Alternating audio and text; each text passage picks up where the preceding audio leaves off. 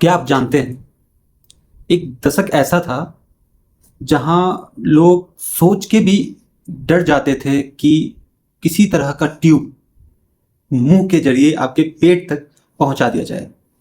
जी हाँ, आज उसे एंडोस्कोपिक के नाम से जाना जाता है। आज ये बहुत ही कॉमनली यूज किया जाता है पेट के, हार्ट के, किसी भी तरह के रोग को देखने के लिए बिना कोई ऑपरेशन के कॉमनली यूज किया जाता है, जिसमें एक कैमरा लगा रहता है और एक इलेक्ट्रिकल बल्ब लगा रहता है जो कि आपको अंदर लाइट करता है। क्यों? क्योंकि हमारे शरीर के अंदर बहुत ही ज़्यादा अंधेरा होता है, तो डॉक्टर उसे देखने के लिए इस तकनीक का यूज करते हैं।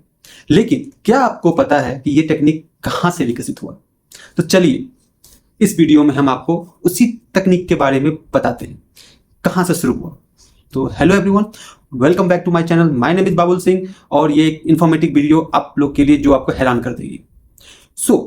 ये जो थी शुरुआत हुई थी करीब जर्मनी में 1860 ईस्वी में।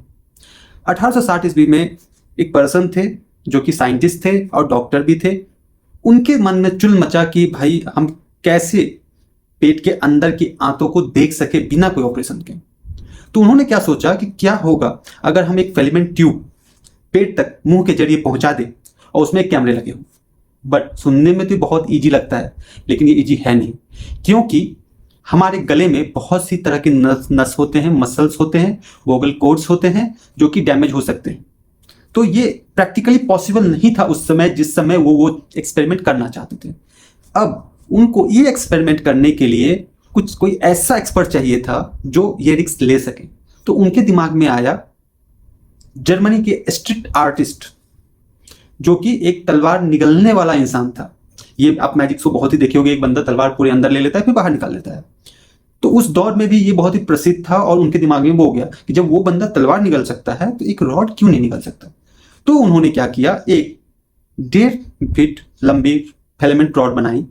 उसमें उस समय इलेक्ट्रिसिटी नहीं था, तो उन्होंने क्या किया, एक लैंप उसके ऊपर में अटैच किया जिससे वो एक रोशनी फिलामेंट ट्यूब में जा रही थी। फिर उन्होंने उस तलवार निगलने वाले आर्टिस्ट के साथ एक लंबे दौर में 1860-1867 के दौरान ये एक्सपेरिमेंट परफॉर्म किया और उन्होंने इस चीज को सक्सेसफुली परफॉर्म करके दिखाया सबके सामने। नतीजन उन्होंने उस फिलामेंट ट्यूब 1.5 मीटर जो लंबी थी उसको उनके अंदर डाला, लेकिन दिक्कत ये हुई कि उससे बहुत छोटी मात्रा में जो रोशनी थी पेट के अंदर जा रही थी, एक बहुत छोटा सा हिस्सा हम देख पा रहे थे जो कि उतना सक्सेसफुल नहीं था। जो कि वो एक लैंप था तो उतना लाइट अंदर नहीं जा रहा था और हम उतना क्लियरली उस चीज को नहीं देख पा रहे थे। तो ये उस दौर में तो सक्सेसफुल नहीं रहा, लेकिन हाँ, दैट वाज द बेस, वो एक बेस साबित हुआ। और वहां से 15 साल बाद ऑस्ट्रेलिया में अगेन इस चीज में सुधार किया गया, क्योंकि उन्होंने प्रैक्टिकली पॉसिबल ये दिखा दिया था।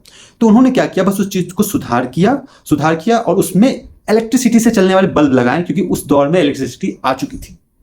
तो इलेक्ट्रिसिटी के यूज करके उन्होंने उसमें डिजाइन में सुधार किया और जब उसने उस दौर में यूज किया गया तो that is a 100% successful experiment. और उस दौरान से लेकर आज तक उसमें बहुत सारे चेंजेस किए गए हैं, बहुत फ्लेक्सिबल बनाया गया है उसे। और आज के दौर में, आज के मॉडर्न युग के मेडिकल साइंस में भी इसका यूज बहुत ही अच्छे तौर पे किया जाता है। And that was very much successful story. अगर वो उनके दिमाग में ये चीज नहीं आता तो क्या पता मिलता, लेकिन बहुत लेट मिलता, और क्या पता नहीं भी मिलता, कुछ कह नहीं सकते। लेकिन हमें उनको थैंक यू करना चाहिए। अब वो साइंटिस्ट कौन है, अगर ये आपको जानना है तो कैप्शन में दिया हुआ है पूरा डिटेल, हर चीज बारीकी से आप जाके पढ़ सकते हैं। और प्लीज कमेंट कीजिए आपको ये स्टोरी कैसी लगी, और किसी भी टॉपिक पे इंफॉर्मेटिव स्टोरी चाहते हैं तो वो भी कमेंट कीजिए। हम 3 मिनट में कोशिश करेंगे कि आपको ज्यादा से ज्यादा इन्फॉर्मेशन दे सके। So thank you guys, please do like my channel and subscribe it. मिलते हैं अगले वीडियो में।